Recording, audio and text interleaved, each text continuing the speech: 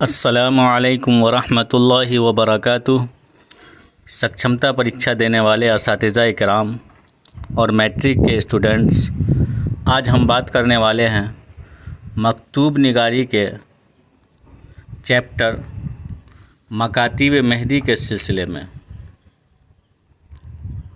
یہ مہدی حسن کا مکتوب یعنی خط ہے۔ اس کے بارے میں مختصر طور پہ خلاصہ بیان کیا جائے گا اور پھر اس کے معروضی سوالات و جوابات یعنی آبجیکٹیو کوسچن آنسر بتائے جائیں گے۔ تو اس سے پہلے کہ اس پہ بات کی جائے، آپ سب سے گزارش ہے کہ آپ نے اگر اب تک ہمارے چینل کو سبسکرائب نہیں کیا ہے تو سب سے پہلے سبسکرائب کر لیں، لائک کر دیں، شیئر کر دیں اور بیل آئیکن کے بٹن کو دبا دیں تاکہ آپ کی تیاری کے لیے جو بھی ویڈیوز رہے وہ سب سے پہلے آپ تک پہنچ جائے۔ چلیے ہم خط کا خلاصہ دیکھتے ہیں۔ مہدی آفادی نے یہ خط اپنے دوست مولوی سید مقبول احمد صمدانی کے نام لکھا تھا۔ اس خط میں انہوں نے کیا لکھا کہ ان کے ذریعے سراہے گئے اقدامات کی تعریف کی ہے۔ انہوں نے ان کے کام کو، اقدام کو جو سراہا تھا، اس کی اس خط میں تعریف کی گئی ہے۔ اس خط میں انہوں نے یہ واضح کرنے کی کوشش کی ہے، واضح کرنا یعنی ظاہر کرنے کی کوشش کی ہے کہ عمر کے اس مرحلے میں جب کہ دونوں حاجی ہوئے جاتے ہیں، یعنی عمر کا بڑھاپا کا مرحلہ ہے، 6 باتیں جو دائرۂ لائق اعتراف میں ہوں، 6 باتیں جو دائرۂ لائق اعتراف میں ہوں، یعنی جن کا اعتراف کیا جائے، جن باتوں کو قبول کی جائے، وہ 6 باتیں ہیں۔ ان کی ستائش ضروری ہے، یعنی ان کی تعریف کیا ہے؟ ضروری ہے، کیونکہ حاشیہ نسی خود کو سمجھ رہے ہیں اور دیرینہ یادوں سے دل کو تکلیف پہنچتی ہے، یعنی اپنے آپ کو کنارے پر سمجھ رہے ہیں اور جو پرانی یادیں ہیں ان سے کیا ہے؟ انسان کو تکلیف پہنچتی ہے، کیونکہ بہرحال عمر ایک بہت بڑی وجہ ہوتی ہے اور انسان اپنی تیزی اور ترازی بھول جاتا ہے۔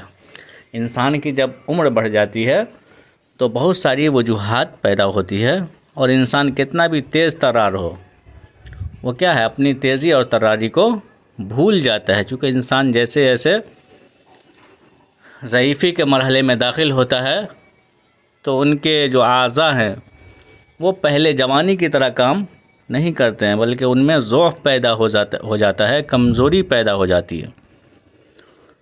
ان کا کہنا ہے کہ ابتدائی دنوں میں جوش و ولولہ اس قدر تھا کہ آگ ہی آگ بھڑی، یعنی شروعاتی جوانی کے دور میں اس طرح جوش ہوا کرتا تھا، ولولہ ہوا کرتا تھا کہ جیسے آگ ہی آگ بھری ہوئی ہے۔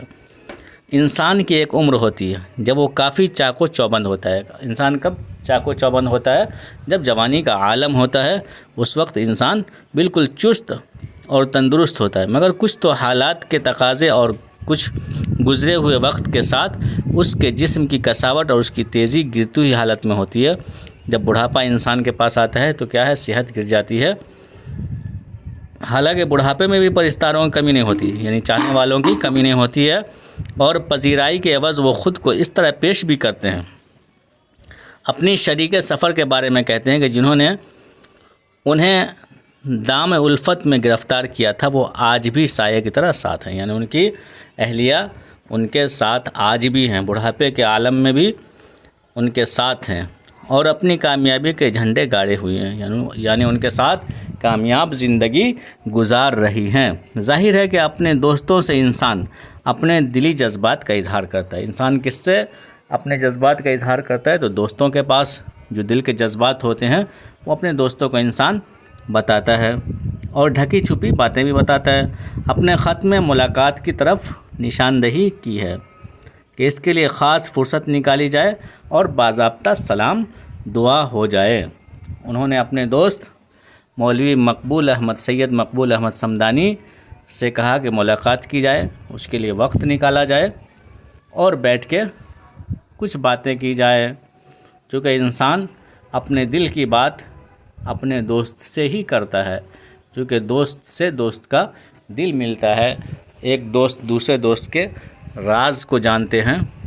تو انہوں نے کہا کہ آپ تشریف لائیے، وقت نکالیے اور ہم لوگ آپس میں ملیں اور کچھ باتیں کریں۔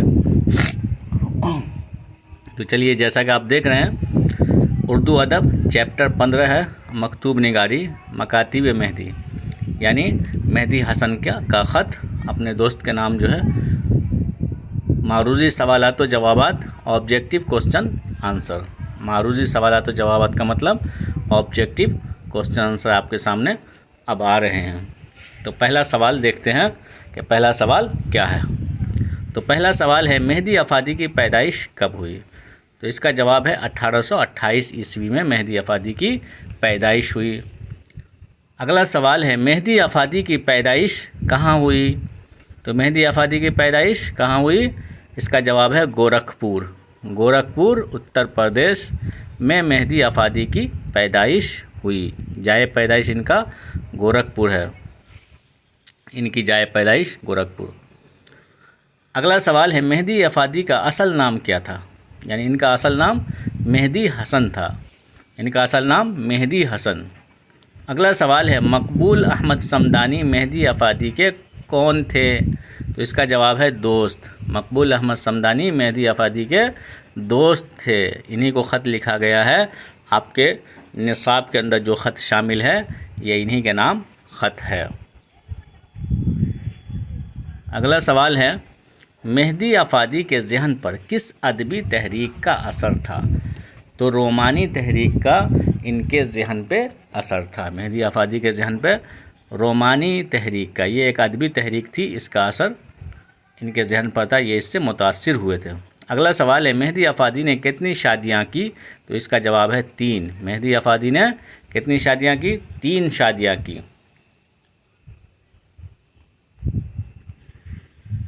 اگلا سوال ہے مہدی افادی کی تیسری بیوی عظیم النساء کس نام سے جانی جاتی ہیں؟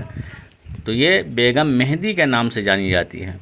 ان کو جو شہرت ملی وہ بیگم مہدی کے نام سے انہیں شہرت ملی، تیسری بیوی کو۔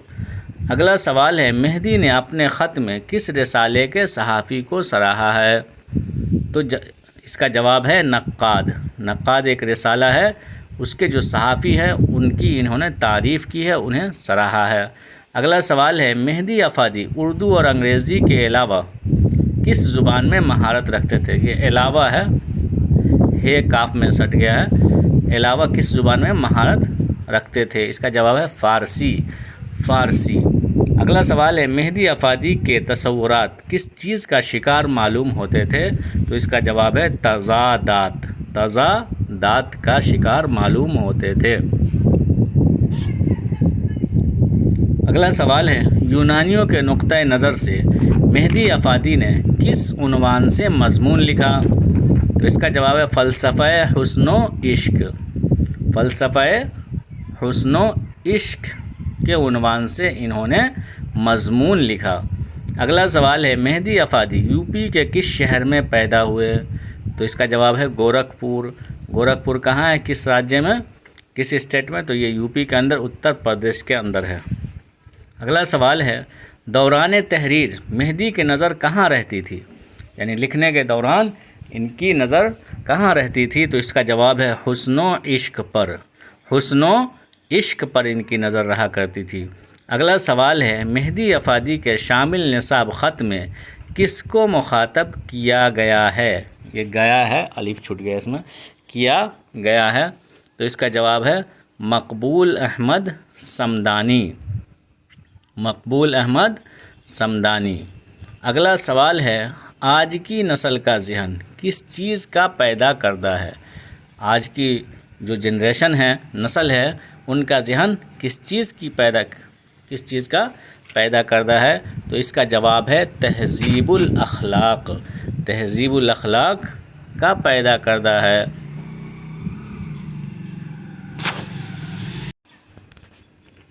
کس کا پیدا کردہ ہے؟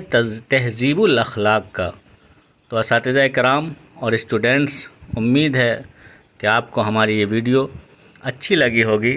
تو آپ سب سے گزارش ہے کہ آپ ہمارے چینل کو سبسکرائب کر دیں، لائک کر دیں اور شیئر کر دیں، بیل آئیکن کے بٹن کو دبا لیں تاکہ ایسی ویڈیوز سب سے پہلے آپ تک پہنچے اور خصوصی طور پہ آپ کے لیے بنائی جا رہی ہے۔ اللہ حافظ۔